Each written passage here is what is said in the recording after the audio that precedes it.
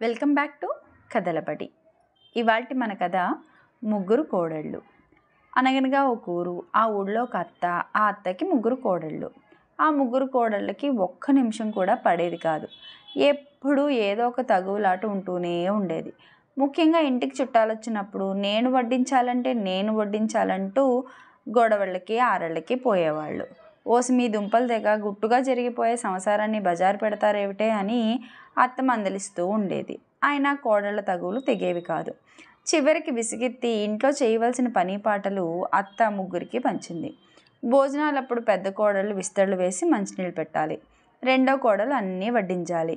మూడో కోడలు విస్తళ్ళు తీసి దెబ్బ మీద పారేయాలి.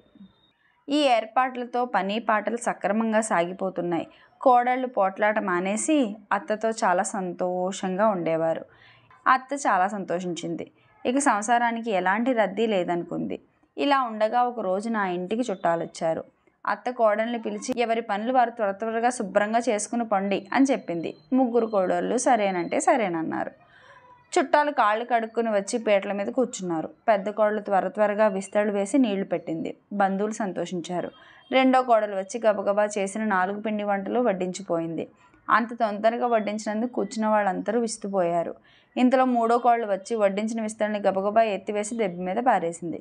కూర్చున్న వాళ్ళందరూ ఒకరి ముఖం ఒకరు చూసుకున్నారు. అత్త ముఖం ఇంత చేసుకుని ఇదేమిట్రా అంది. ఏమున్నది, నువ్వు చెప్పినట్లు ఎవరి పని వాళ్ళు త్వరగా చేసుకున్నాం అత్తయ్య అన్నారు ముగ్గురు కోడళ్ళు ఒక్కసారిగా. Do subscribe కథలబడి.